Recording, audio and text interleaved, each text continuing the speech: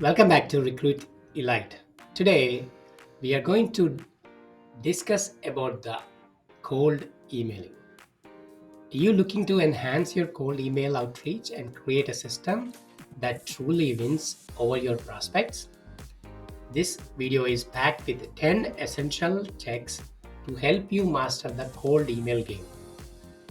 I'm Ranjit and I have built 4 million company over 3 years, learning from all the mistakes you should avoid. I'm here to share my knowledge and help you succeed in recruiting and staffing industry. Let's jump right in and discover how you can take your business to new heights. 10 essential checks. Number 1, two-word subject line. Having a short, snappy subject line is a super key for emails. It's like giving your email a speedy intro. People are busy and get so many of emails every day. A two-word tease makes sure yours gets seen. It's like saying, hey, look here quickly. Without wasting precious seconds, keep it clear and quick. People will appreciate you getting straight to the point and they will be more tempted to dive into your message. Let's make every word count and get right to the heart of it. You can take an examples question. First name Ranjit. Quick question, Ranjit. Ranjit, are you hiring? XYZ company hiring. So those are some examples, but you can create your own way of two-word subject. Number two, focused on expensive problem. When you are reaching somebody, you have to focus on their expensive problem. Talk about their expensive problems so that they get attention and they'll read and reach you if they really need the service. Or an expensive problem for companies hiring talent on their own when not finding the right talent includes could be a several factors. You don't need to include everything. Each time you can use variables and different way you can use it. Recruiting cost you can talk about. Advertising, interviewing, overall recruiting process can be costly, right? And repeated finding the same talent and again. Training, onboarding, and lost productivity if position is remains unfilled or filled by an unsuitable candidate can be lead and lost productivity. Turnover cost. Hiring the wrong person can lead to a higher turnover. So you have to tell their expensive problems. And then the other one is the opportunity cost. Time spent by internal staff on lengthy hiring process could be spent on other strategic activities, maybe a business development, maybe a business process. So you have to give them in a short sentence and you have to convey these messages. And the other one is the impact on company culture. A mismatched hire can negatively affect the company culture and team dynamics. That's another expensive problem. Reputational risk. If hiring problem are public or frequent, they can damage their company reputation in the job market. So you have to tell why they should use it, you, right? And let's go to the third one. Target a niche group of people. What is niche? Niche down is very important. You don't want to hire all industries. You want to hire an industry has a different categories and you go and specialized in that, so it's easy, you can find your audience less and easy to reach and easy to talk about in their language, talk about their job, their industry, and that will be a different. An example, you can take construction, you can say residential, commercial, industrial, right? And maybe specialized services like a green building remodeling, HVAC installation. Maybe your demographic segments like luxury home builders, urban developers, you name it, you have everything you can niche down. So you understand their needs, right? Maybe you can do the research market, whether they are hiring, what are the challenges that niche has, whether they have any candidates available you can do, and you can involve interview surveys, studying industry reports, right? Then tailor your service. Develop a specialized services or product that cater specifically to that needs of your target niche. Make sure your offering stands out against what's currently available in the market. So if you are offering the same thing, you have a competitors. So make sure you tell why, what do you do it differently, right? And number four, address primary objection. Why they will say no. Talk about that objection, right? Example of objections of hiring a recruiting agency may include control over hiring process, right? Some companies prefer to have a direct control over the hiring process to ensure the best culture fit and to manage the candidate experience more closely. And past experiences, maybe they might had a negative experience with another recruiting agency in the past, so this might influence their decision not to engage with you as a recruiting agency. Quality of candidates, employers may be skeptical about the quality of candidates sourced by agencies, concerned that they might not meet the specific needs or standards of the company.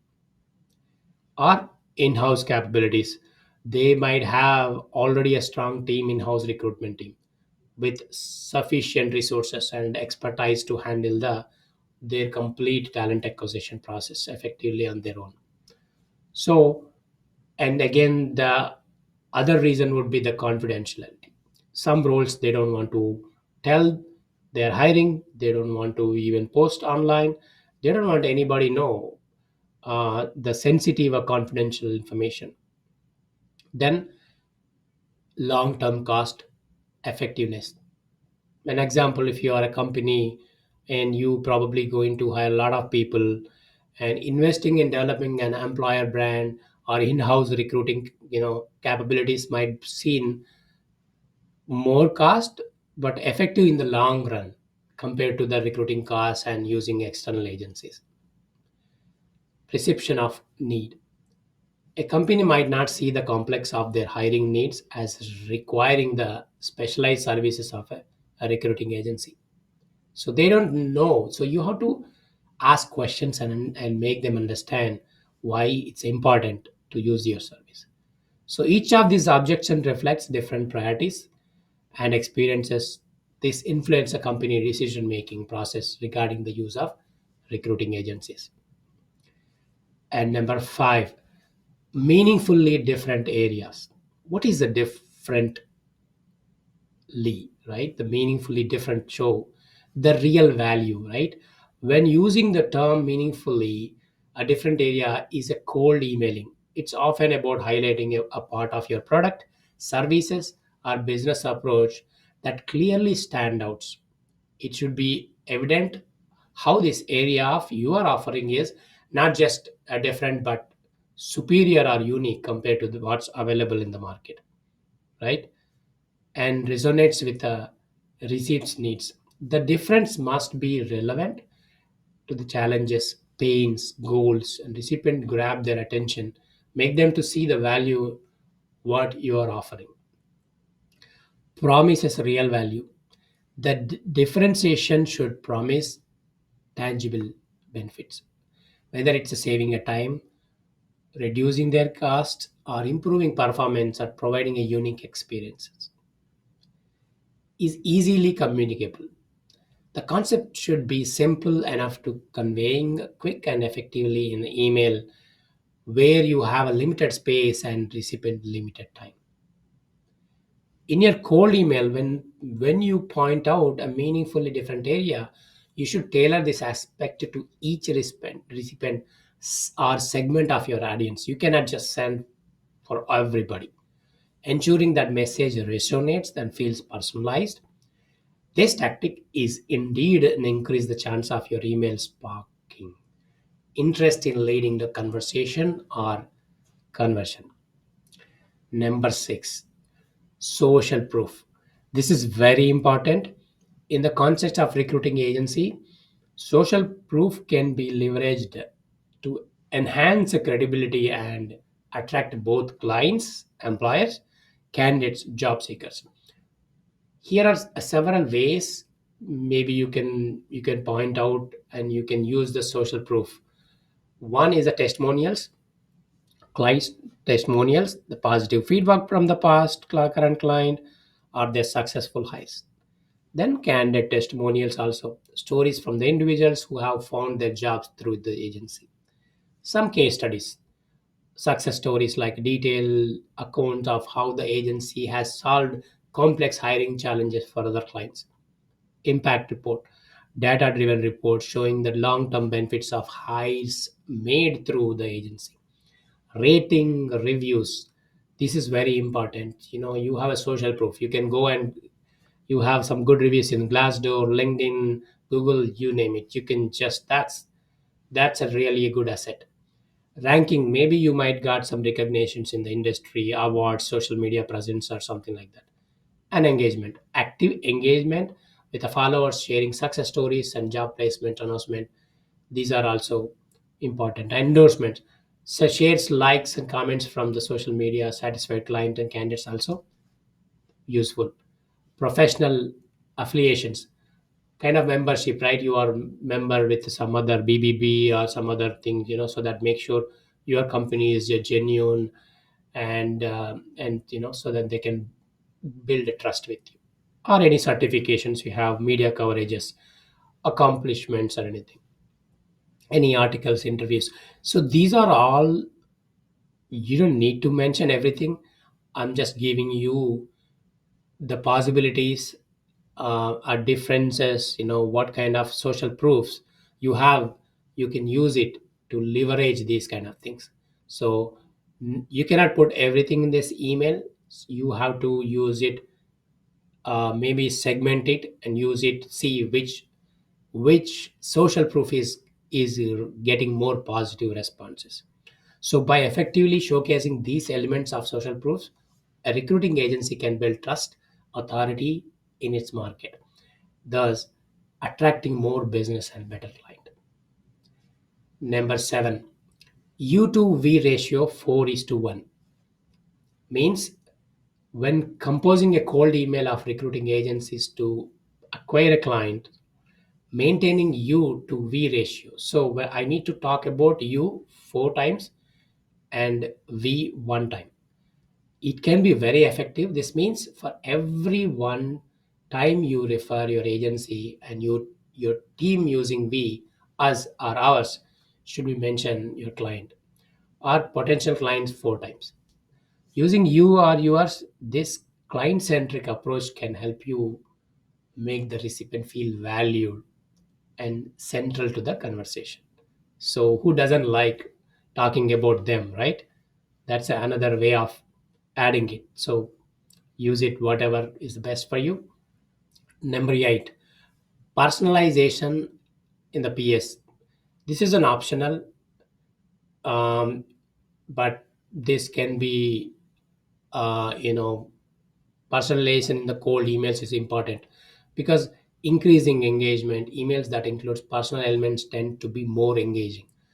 Recipients are more likely to open and read an email that feels like it was crafted specifically for them rather than a generic message sent to a mass audience through maybe AI or ChatGPT or something. Build connections. Personalized content can help build a rapport with the recipient. Mentioning specific details like employment or particular product or creates a sense of familiarity and connection. An example in LinkedIn achievements or maybe an anniversary or maybe an award for the company. So that is a personalization. So it also improves the response rates. Emails that are personalized are more likely to receive a response. When recipients see that effort has been put into understanding their interest or needs, they may feel more inclined to reply. Enhances customer experience. Personalization shows that a company values its customers as individuals, right? This can lead to better customer experience as the recipient feels acknowledged and valued. Also, boost conversion rates. Personalized emails often have a higher conversion rates. By addressing the recipient's specific needs or interest, you will more likely to get the results or action from them. Whether it's making a purchase, signing up a newsletter, or another call to action.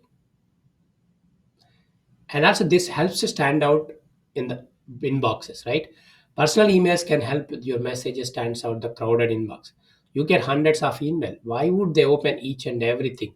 When they see uh, personalized messages like this, they intend to click on it and open it, and they'll ignore the other ones who are not showing the personalization. So segmentation and targeting. Personalization enables you to segment your audience and target your emails more effectively. This leads to more relevant messages, which can improve overall campaign performance. So, even you reach the less targets, less leads, if you spend your time and make effort and learn about them, learn about their company, learn about their life a little bit, will make a lot difference. It also builds trust. When you show that you are taking the time to personalize communication, it helps to build the trust with your audience. They're more likely to believe that you understand their needs and can offer solutions tailored to them. Personalization cold emails is important because it increases the engagement, builds connection, improves response rate. Personalized emails are more engaging as recipients are more likely to open and read an email that feel tailored to them. Mentioning specific details helps to build rapport and connection. Personalization also leads higher response rates as the recipient appreciate the effort put into understanding their interest. Do some research before reaching out to any of your customers. Number 9, doesn't ask for time. This kind of weird, because I always thought CTA is very important. I always used to give the date, time, this one best for you, that one best for you. But after researching, after these many years of experience, I found that I don't want to ask somebody's time immediately, just in a first email, right? So when crafting a cold email, it's important to be respectful, not too demanding of their recipient's time. Instead, asking a hard commitment to action, you can open the door.